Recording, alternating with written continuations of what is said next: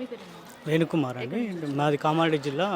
నేను బిక్నూరు గురుకుల పాఠశాలలో సిఓఈలో గత 10 సంవత్సరాలుగా పీజీటీ సోషల్ స్టడీస్గా పనిచేశాను. అయితే ఈ రీసెంట్లీ జరిగినటువంటి ప్రమోషన్లు, బదిలీలు, ట్రాన్స్ఫర్లలో నేను డిస్టర్బ్ అవ్వడం జరిగింది. సో దానికోసం మేము ఆ యొక్క సెక్రటరీ గారి ఆదేశానుసారం మేము మేడంను కలవడానికి వచ్చాము. అయితే దాంతోపాటు మాకేంటంటే మా డిస్టర్బ్ అయినటువంటి వ్యక్తులందరూ సమాచారం సేకరించారు, కానీ మాకు ఎలాంటి సమాచారం లేకుండా మమ్మల్ని కూడా తీసుకోలేరు. ఈ మధ్య మా మిత్రులైనటువంటి అందరినీ కూడా నిన్న అందరికీ జూమ్ మీటింగ్ ద్వారా టర్మినేట్ చేయడం జరిగింది.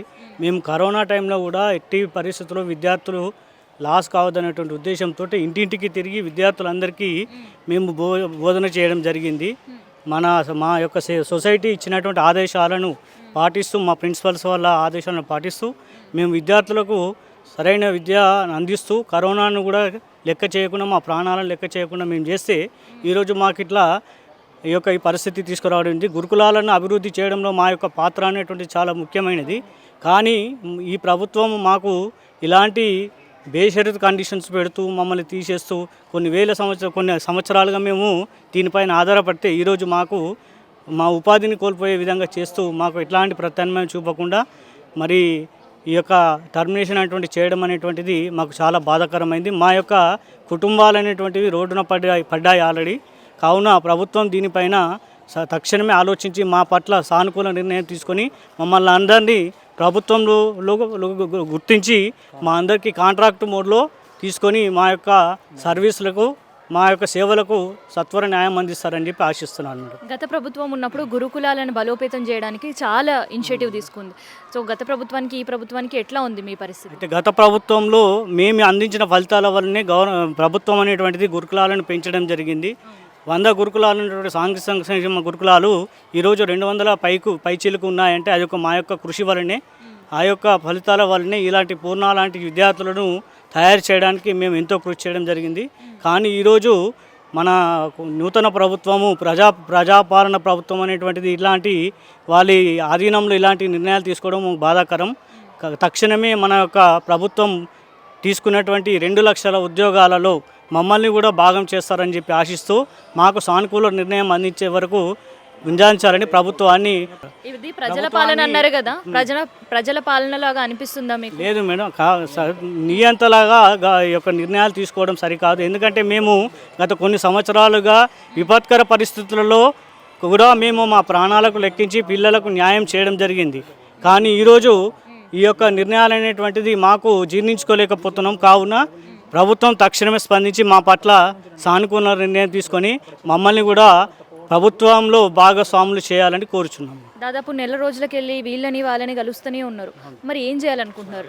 మీ కార్యక్రమం ఏంది తదుపరి? ముఖ్యంగా మేము ఏంటంటే మేము పిటిషన్ల ద్వారా ఈ యొక్క మన గాంధీ మార్గంలో వెళ్ళే ప్రయత్నం చేస్తున్నాం శాంతియుతంగా.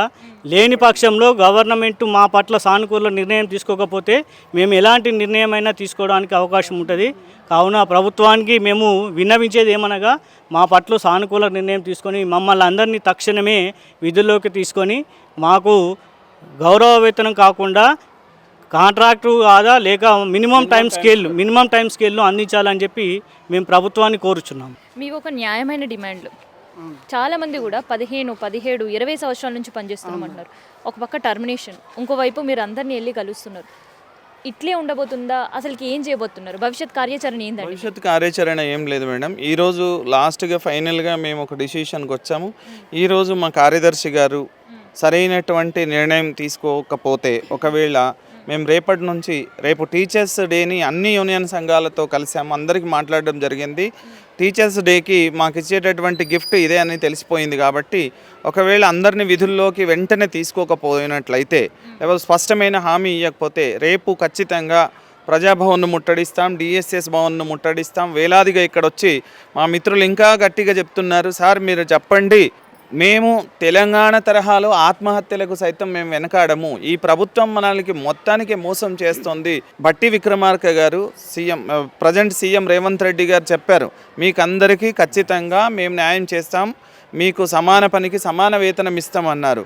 కానీ అది కాకుండా టీచర్స్ డే నాడే రేపు మాకు అందరికీ కూడా నడి రోడ్డు మీద నిలబెట్టడం జరిగింది. కాబట్టి ఈ ఒక్కరోజే వేచి చూస్తాం. ఈరోజు సెక్రటరీ గారు మాకు ఒక మంచి నిర్ణయం కనుక తెలపకపోతే రేపు ఖచ్చితంగా అందరం కూడా ఉపాధ్యాయ దినోత్సవాన్ని బహిష్కరించి డిఎస్ఎస్ భవన్ను మరి సీఎం గారి ఇంటిని మాత్రం తప్పకుండా ముట్టడిస్తాం మేడం. సో ఇది గురుకుల టీచర్స్ గత ప్రభుత్వం ఉన్నప్పుడు గురుకుల పాఠశాలలను కావచ్చు, గురుకుల రెసిడెన్షియల్ స్కూల్స్ని అన్నింటిని కూడా బలోపేతం చేశారు. కానీ ఇప్పుడుండే గవర్నమెంట్ వీళ్ళపైన కక్షపూరితంగా వ్యవహరించడంతోటి టీచర్స్ డే నాడే టీచర్స్ అందరూ కూడా రోడ్డు పైన పడే పరిస్థితి కనిపిస్తుంది. మరి సర్కారు వీళ్ళపైన సానుకూలంగా స్పందించాలి, గురుకుల పాఠశాలలను అన్నింటినీ కూడా స్ట్రెంథెన్ చేసి విద్యార్థులకు న్యాయమైన విద్యా భోజనం అందేటట్టు చూడాలని మనం కూడా కోరుకుందాం.